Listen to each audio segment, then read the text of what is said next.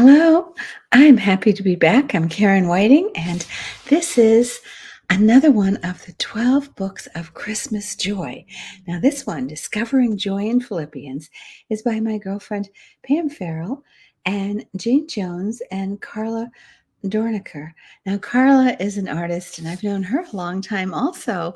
They just do wonderful work. So it's a Bible study, but it's a really creative Bible study, an 11-week study. I'm doing it towards the end of the books on joy because I thought it would be good to help you think about getting this as you look into the new year and what you're going to want to do to sustain joy and increase joy in the coming year. Now, it is creative, and so I wore a very creative top. Let me see if I can show you most of this. But you see, I painted this t-shirt with the three wise men going to the town of Bethlehem, and I always put my little pin of the nativity there where Bethlehem is. And of course, they are, let me come over here, following the star under the big sky to get there. And they didn't get there on Christmas Day, but they did get to see the baby Jesus and bring Jesus gifts. That's what the wise men did. So in this study, I want you to know part of the creativity is the ability to color pages, and even on other pages, just like this one is a bookmark, and there's bookmarks in the back that are the ones that I've cut out or copied and used. And even the tops of pages have little things that you can color, little nature scenes of birds and butterflies and everything, because those are help us picture joy. The joy that God gives us in nature is so wonderful. So this study in Philippians, of course, is all about joy when Paul chose joy and to rejoice while he was in prison, not just any prison, but a pretty bad prison, if you study more on that. And so in this, the talk within every week, there's always a day, one day, two, etc.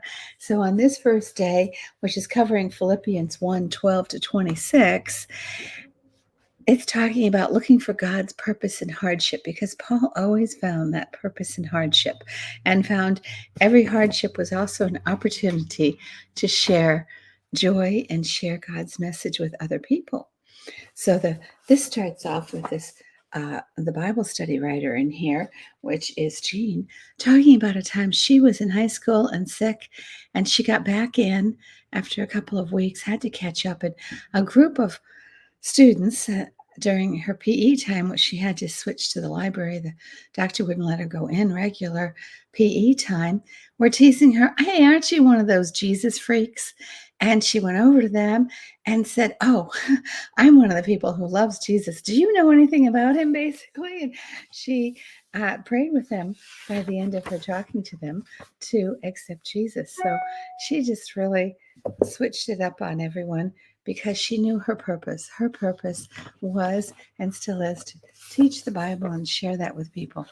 And then we have Choosing Joy right here, where Pam shares. There's always these choosing joys and devotions in there. She also did a lot of these little sidebars of detailed information to give you. And there she talked about that fashion and makeup and all are not her primary goals, okay? It's something that's okay, but she has found she can support people like women in Africa who sell jewelry and neighbors and friends who sell makeup so they can be stay-at-home moms. And then she brings us together at times. In one of the hurricanes in Texas, she felt so bad for the women who lost so much that she did some fundraising of having people come over and buy jewelry from women in Africa that she had gotten their jewelry to sell, and other things that she did, and combined with other friends that she knew taught the Bible and everything that were in Texas because she lives in California. And together they did a lot of things to bring joy and hope to the women who had lost so very much. And that makes such a big difference. So that's just one part, one little glimpse into what's in this great book on discovering joy in Philippians. Because as you discover the joy that Paul talks about all the time, you will discover how much you can rejoice and how you can choose joy no matter what the circumstance. So consider this as a great book to give yourself for the new year, or a book to encourage a group you're with to study on in this new year.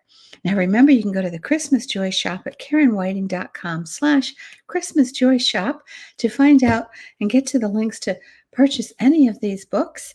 You can also, by going in and signing up to get all the freebies that we have, be entered into the drawing, or you can comment at the end of the video.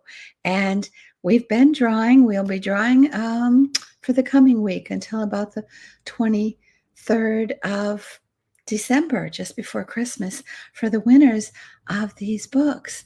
So thanks for tuning in. And tomorrow I have one more book. It's going to be quite a treasure, my Advent Nativity book. And it's a pretty thick book, even though it's a board book for children, because it's much more than just a board book. So tune in tomorrow and find out what that's going to be about.